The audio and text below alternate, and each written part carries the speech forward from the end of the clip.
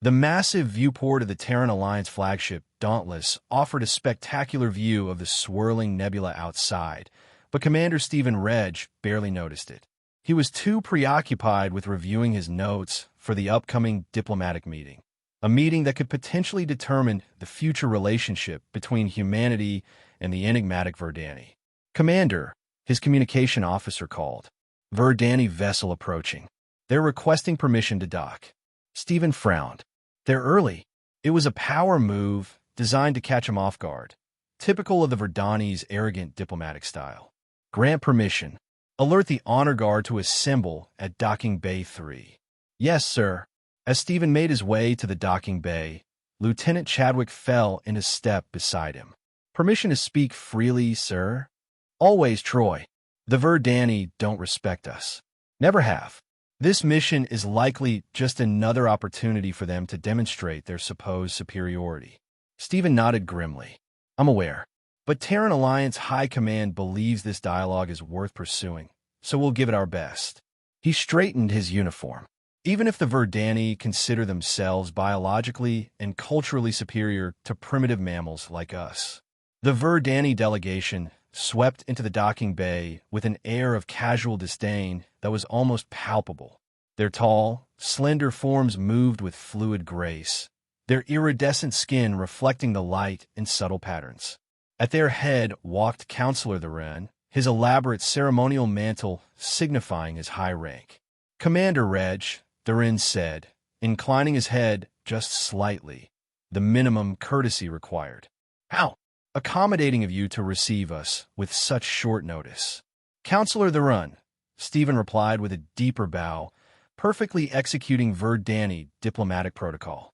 "The Dauntless and her crew are honored by your presence." A flash of disappointment crossed Theron's features. He'd clearly hoped to catch Stephen unprepared for proper Verdani etiquette. Stephen suppressed a smile. "Allow me to introduce my delegation," Theron continued, gesturing to the Verdani behind him. He named several advisors and scientists, but then paused dramatically as he came to the final member. "And this is Laney of House Valen." Unlike the others, who wore the muted greens and blues traditional to Verdani formal attire, Laney was dressed in flowing garments of rich burgundy. Her eyes, larger than those of her companions and flecked with gold, met Stephen's with undisguised curiosity. "Laney has volunteered to remain aboard your vessel as a cultural liaison," Theron explained, his tone conveying subtle mockery. "In accordance with the ancient Verdani tradition of offering a bride to seal new alliances." Stephen stiffened. There was no such tradition. This was clearly an elaborate insult, designed to force him to either accept a gift that mocked human marriage customs or cause offense by refusing. The implication was clear.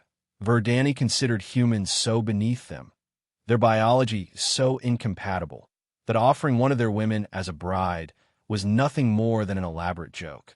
Stephen caught Laney's eye again. She revealed nothing, her expression composed, but he sensed something unexpected in her gaze. Not the contempt he'd anticipated, but something more complex. "The Terran Alliance is deeply honored by this gesture," Stephen said smoothly, causing several members of the Verdani delegation to exchange surprised glances. "We accept Laney of House Valen as our honored guest and cultural liaison with the utmost respect for Verdani traditions." A flash of irritation crossed Theron's face before his diplomatic mask reasserted itself. "How gracious! Perhaps we should proceed to the diplomatic suite to begin our discussions." "Of course. Lieutenant Chadwick will escort Miss Laney to her quarters." "That won't be necessary," Theron interjected quickly. "As your bride, she should naturally be escorted by you. We will wait." "Another test?" Stephen nodded agreeably. "Of course. If you'll follow Lieutenant Chadwick to the diplomatic suite, I'll join you shortly." As the delegation departed, Stephen turned to Laney. "This way, please." They walked in silence through the corridors of the Dauntless until they reached the guest quarters prepared for her, a spacious suite decorated with artwork that subtly incorporated elements of both human and Verdani design. "I hope these accommodations will be comfortable," Stephen said formally. Laney looked around the room, her expression unreadable. "They are adequate. Thank you." When the door closed behind them, Stephen's diplomatic facade fell away slightly. "I understand this wasn't your choice," he said quietly. "This bride charade is obviously Theron's idea of a joke at both our expenses. I want you to know that you're under no obligation to play along with it beyond maintaining diplomatic appearances." Lainey tilted her head, studying him with those remarkable gold-flecked eyes. "You're perceptive, Commander Reg," she said, her voice carrying a musical quality that most Verdani speech lacked when speaking Terran Standard. "But perhaps not as perceptive as you believe." Meaning, a slight smile curved her lips. "Not all Verdani share Counselor Theron's limited perspective on humans." "You volunteered for this assignment," Stephen realized aloud. "Let's just say I have my own reasons for wanting to study humans up close," she replied. "Reasons that align with my scientific interests, but might not be fully appreciated by the Counselor or the High Council." "You're a scientist?" "Among other things." Her eyes sparkled with something like mischief. "I specialize in xenobiology, with a particular interest in adaptive genetic mechanisms. The High Council believes my presence here is merely to help reinforce the narrative of our biological incompatibility." "And what do you believe?" Laney's gaze held his. "I believe in following evidence wherever it leads, Commander, even when it contradicts established dogma." Stephen felt a smile tugging at his lips. "In that case, Laney of House Valen, I look forward to our cultural exchange." "As do I, Commander Reg. As do I."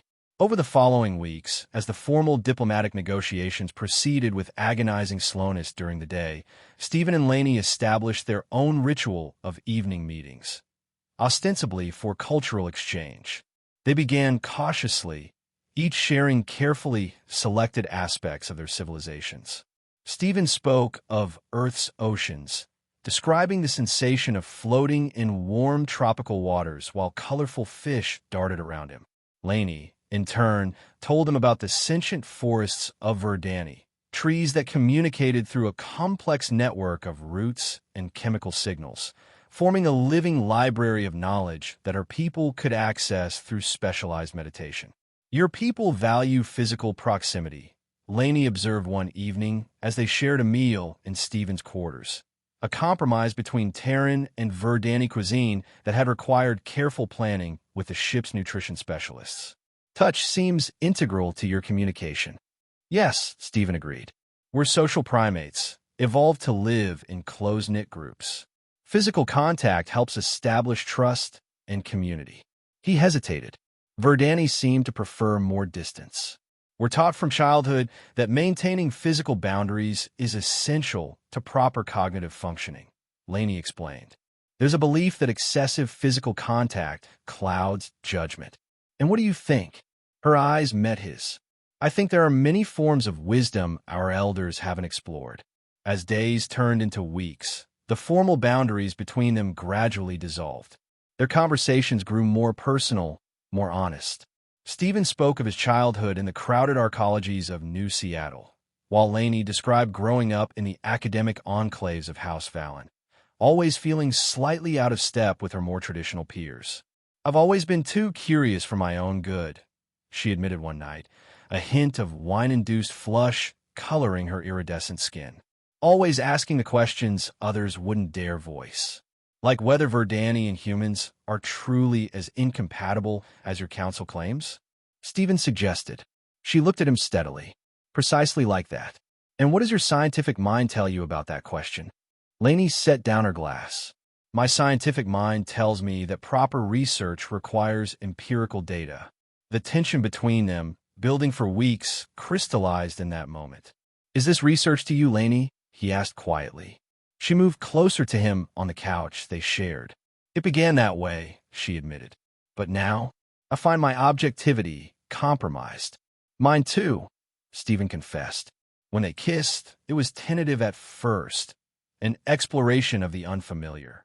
But as the initial strangeness faded, something remarkable took its place: recognition. Different as their biologies might be, the language of desire translated perfectly. Later, lying beside him in the dim light of his quarters, Laney traced patterns on his skin.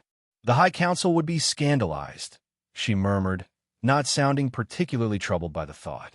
"Let them be," Stephen replied, pulling her closer. "Some things transcend politics." "There's something I should tell you," she said, suddenly serious. "Part of my research involves certain unorthodox theories about Verdani biochemistry. I've developed compounds that might enhance cross-species compatibility." Stephen propped himself up on one elbow. "You've been taking experimental drugs?" "Nothing dangerous," she assured him. "Just specialized proteins designed to facilitate certain biological interactions that might otherwise be challenging. I've been monitoring the effects carefully, and," she smiled, "the preliminary results appear quite promising, don't you think?" Their relationship deepened over the following weeks, even as the official diplomatic talks reached a series of frustrating impasses. Counselor Theron seemed increasingly irritated by Stephen's unwavering politeness and Laney's apparent comfort aboard the Dauntless. What had been intended as an elaborate insult was failing to land as expected. The first sign that something unexpected was happening came when Laney's personal biomonitor began registering anomalous readings, subtle changes in her hormone levels and cellular activity that she couldn't immediately explain. As a scientist, she meticulously recorded the data, running comparative analyses against her baseline measurements. At first, she attributed the changes to her body adapting to the ship's environment or perhaps to the compatibility compounds she'd been using. But as the patterns became clearer, a startling possibility emerged, one so revolutionary that she hesitated to even consider it. When she finally confirmed her suspicions, she sat alone in her quarters for hours, staring at the results displayed on her datapad, rechecking her calculations again and again. The implications were staggering, not just for her and Stephen, but potentially for interspecies relations throughout known space. She found Stephen in his office, reviewing reports from the latest negotiation session. "We need to talk," she said without preamble. Privately, something in her tone made him dismiss his aides immediately. When they were alone, he turned to her. "What's wrong?" "Not wrong, exactly," Laney said, her voice uncharacteristically uncertain, "but definitely unexpected." She placed her datapad on his desk and activated the display. Stephen studied the complex biochemical charts with confusion. "I'm not sure what I'm looking at." "These are my latest bioreadings," she explained. "Notice these hormone levels? And these cellular changes?" She pointed to specific areas on the display. "Stephen, I'm pregnant." He stared at her, incomprehension giving way to disbelief. That's impossible. Our species should be completely incompatible," she finished. "Yes, I know. That's what everyone believes. What I believed until recently." "Ow!" "The compatibility compounds I developed seem to have had more profound effects than I anticipated," she explained. "They appear to have facilitated a form of adaptive genetic translation, a biological interface that allows our genetic material to communicate." Her eyes shone with scientific excitement despite the implications. "It's revolutionary, Stephen. It challenges everything we thought we knew about xenobiological compatibility." He sat heavily in his chair. "You're carrying our child," he said, the words sounding surreal as he spoke them. "Yes, a child that the Verdani High Council, and Counselor Theron in particular, would consider an abomination." Laney nodded solemnly. "If they discover this pregnancy, they'll demand my immediate return to Verdani for medical treatment, which would almost certainly mean termination of the pregnancy and extensive purification procedures for me." "That's not going to happen," Stephen said firmly, standing and taking her hands in his. "I won't let it happen. What can we do? I'm still officially under Verdani jurisdiction, and the Wren has the authority to recall me at any time. Then we need to make sure he doesn't find out until we have a plan." Stephen squeezed her hands. "This isn't just about us anymore." As the days passed, concealing Laney's condition became increasingly challenging. Morning sickness, apparently a universal pregnancy symptom, made her visibly ill during several diplomatic functions, forcing her to excuse herself abruptly. Counselor Theron's suspicious gaze followed her more frequently, and she noticed Verdani medical officers making notes when they thought she wasn't looking. During one particularly tense reception, Laney barely made it to a private bathroom before becoming violently ill.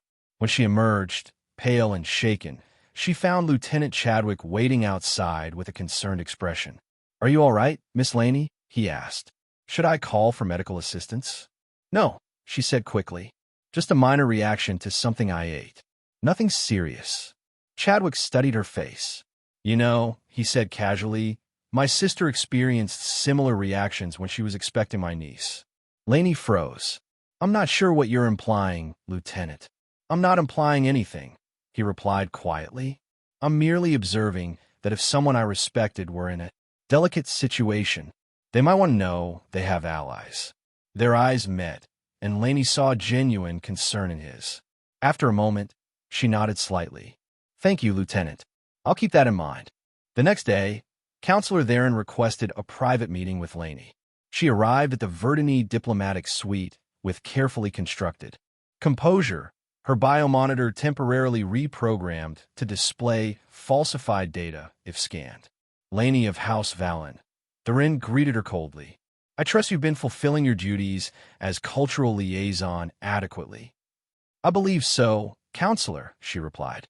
"Commander Reg speaks highly of the insights I provided into Verdany culture." "I'm sure he does." Theron's tone dripped with disdain. "However, certain members of our delegation have expressed concerns about your health. Your bioreadings show unusual patterns. The ship's environment differs significantly from Verdany," she explained smoothly.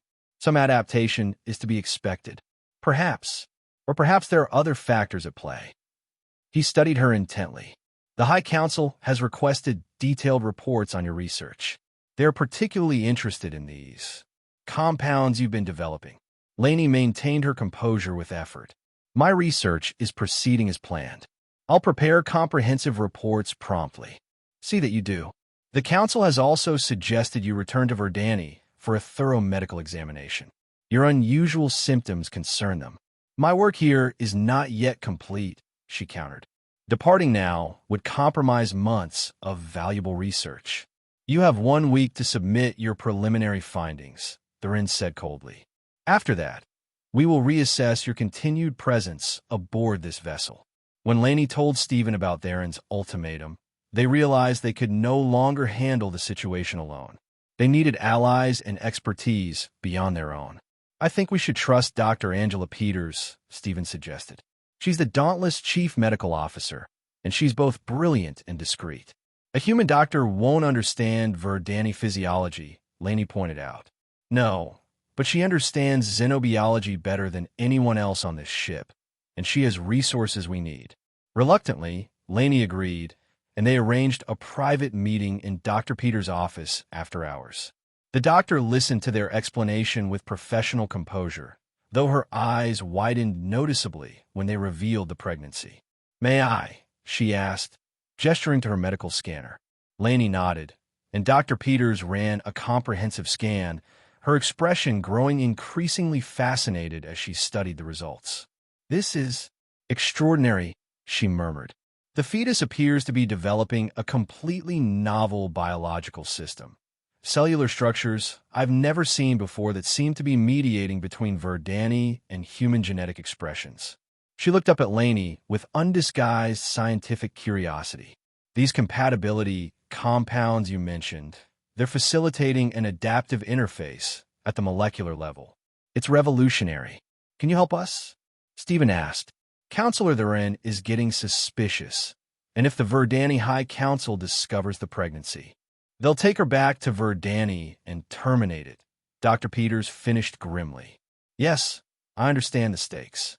She tapped her fingers thoughtfully on her desk. "You need more allies. Specifically, you need Lieutenant Chadwick. His background in xenobiology would be invaluable.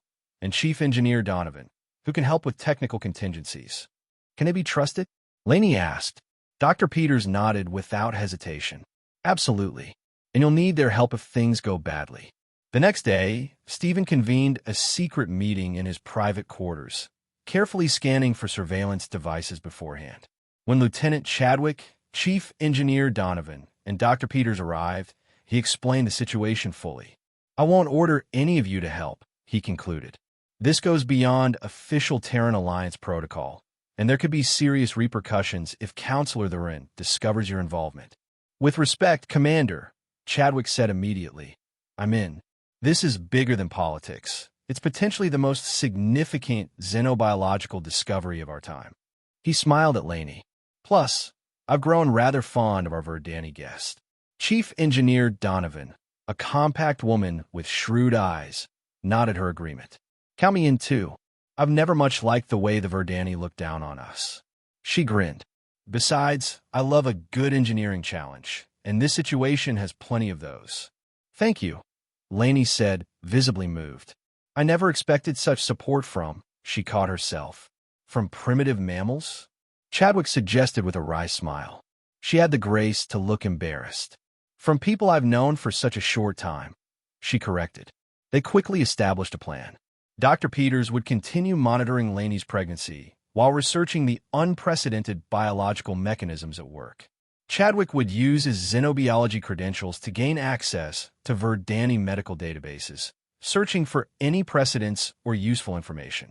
Donovan would focus on practical security measures, detecting and neutralizing surveillance, preparing contingency evacuation plans, and modifying a shuttle for potential escape if necessary.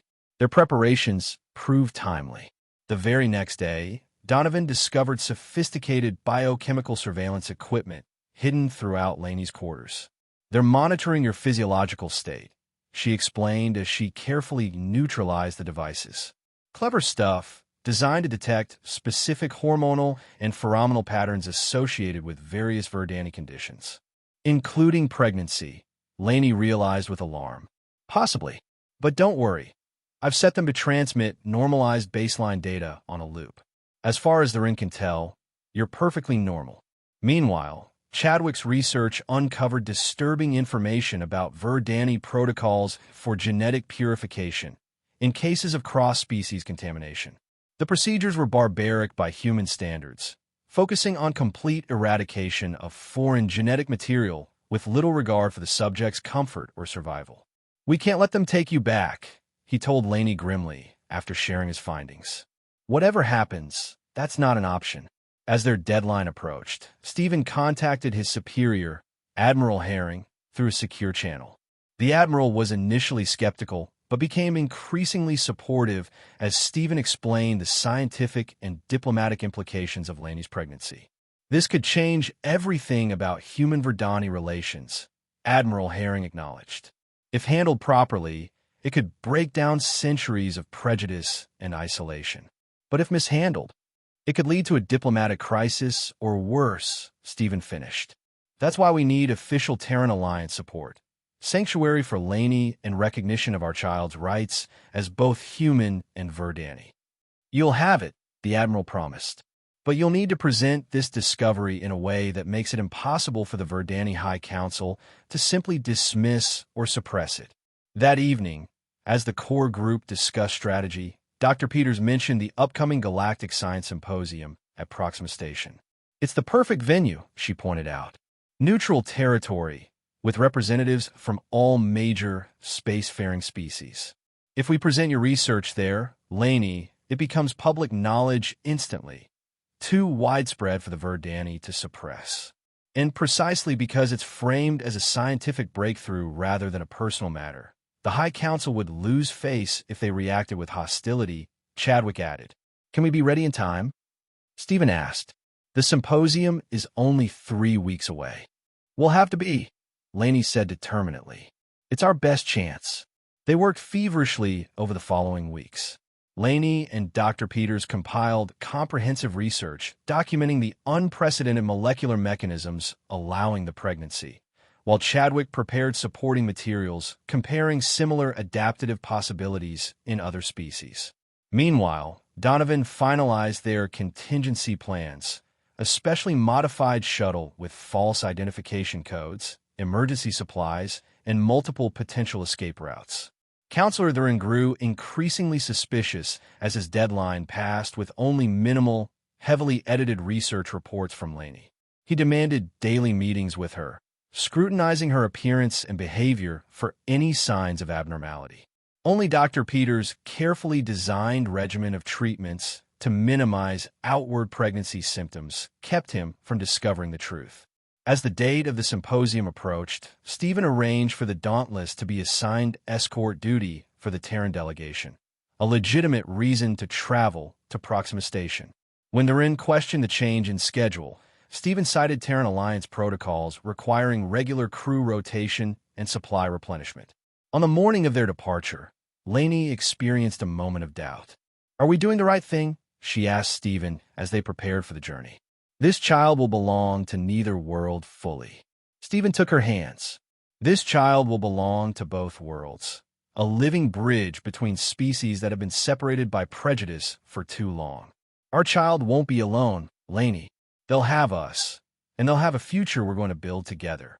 She squeezed his hands. "Then let's go make history." The Galactic Science Symposium at Proxima Station was the most prestigious scientific gathering in known space, attended by thousands of researchers from hundreds of species. Dr. Peters had secured a prime presentation slot, listed simply as breakthrough in xenobiological compatibility mechanisms, without mentioning specifics, enough to attract interest without alerting the Verdani delegation to its true nature. As expected, Counselor Therin and several Verdani scientists attended the presentation, likely hoping to monitor whatever sanitized version of Lainey's research she planned to present. Their shock was palpable when Lainey herself walked onto the stage alongside Dr. Peters. "Distinguished colleagues," Dr. Peters began, "I stand before you today to present what may be the most significant xenobiological discovery of our generation, one that challenges our fundamental understanding of interspecies compatibility." She outlined the theoretical background, while holographic displays showed complex molecular structures rotating above the stage. Then she introduced Lainey, who calmly explained her research into adaptive genetic interface compounds. "Theory is valuable," Lainey concluded, "but science demands empirical evidence."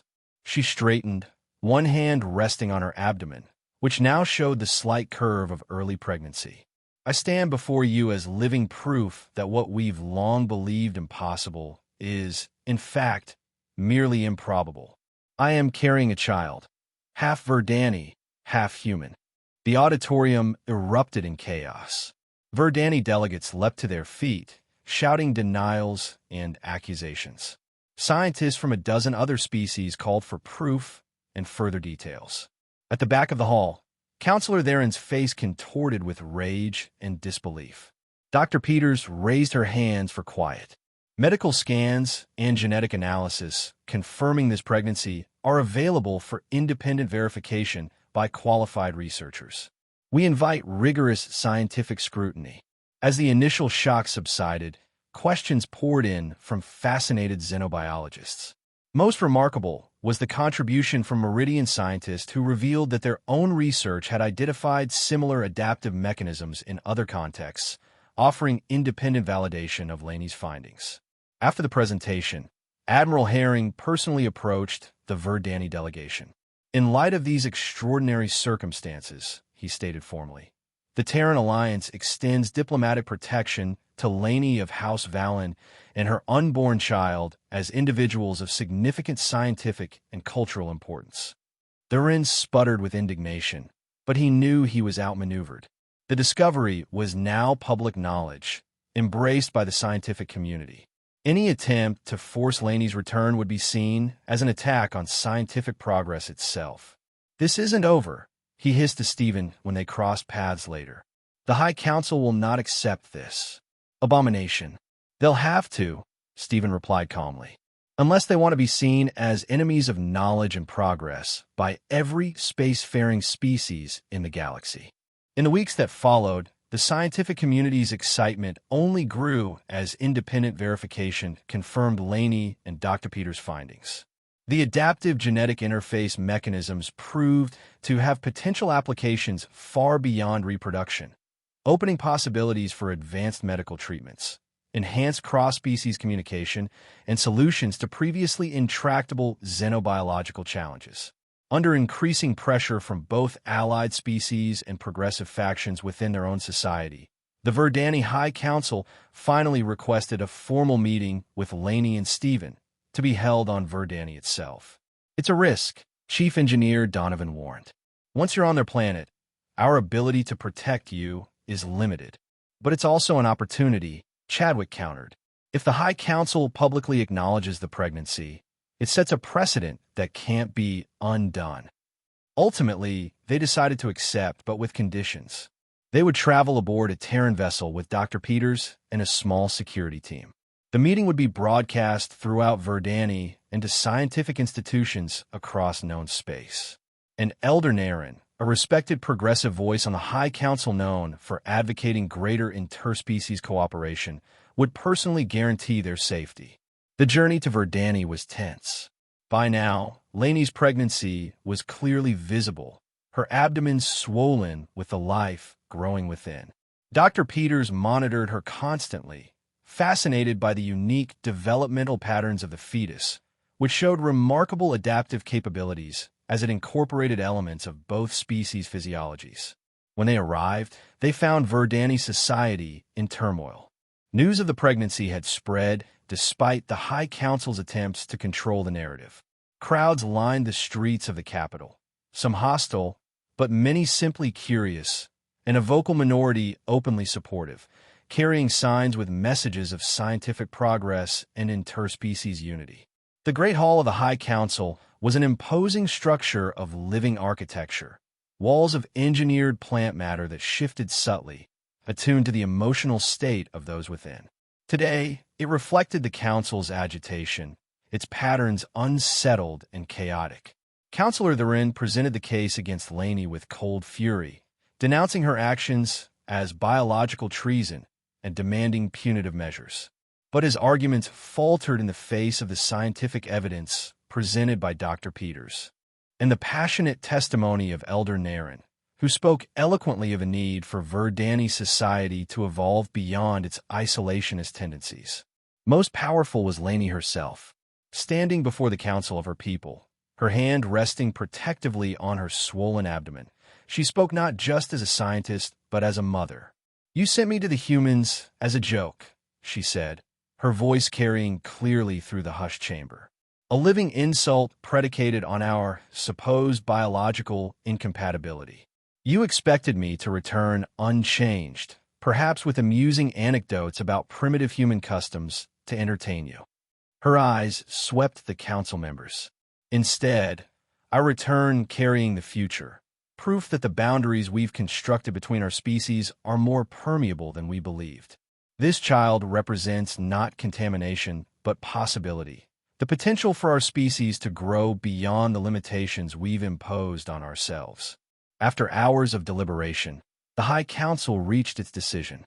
The pregnancy would be officially recognized, and Laney would be permitted to carry the child to term on Verdani, under the supervision of both Verdani and human medical experts. A joint research institute would be established to study the unprecedented biological mechanisms at work, with Laney appointed as its head. "This is not approval," the council elder clarified sternly. "It is acknowledgement of scientific reality and recognition of diplomatic necessity." Laney stepped forward.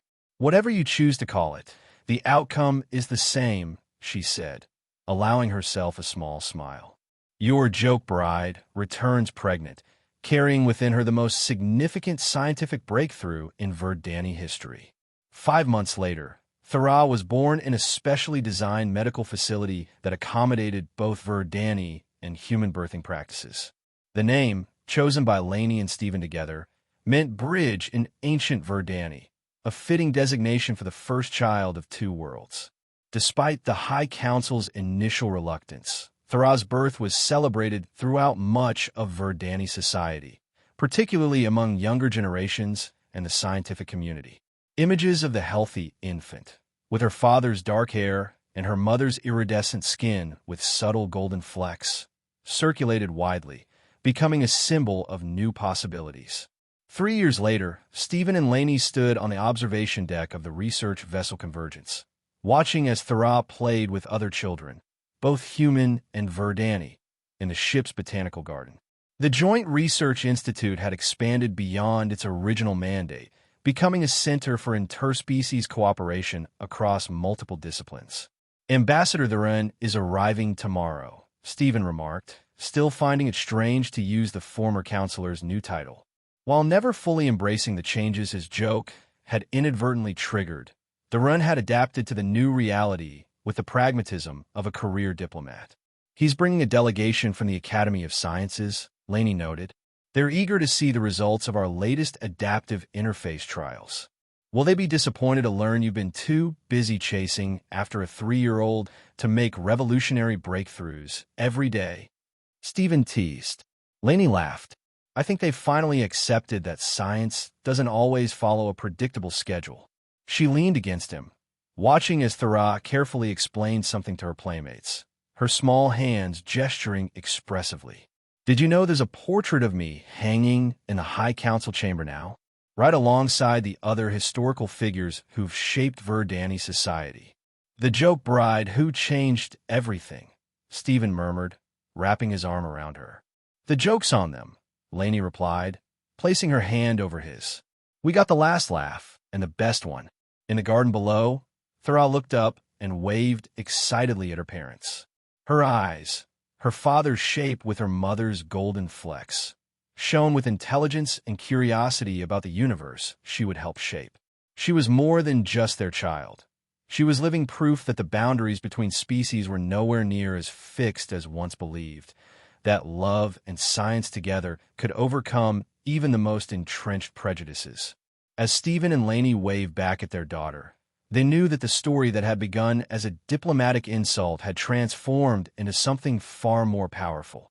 A new chapter in the relationship between their species, written not in treaties or trade agreements, but in the DNA of a child who belonged to both worlds.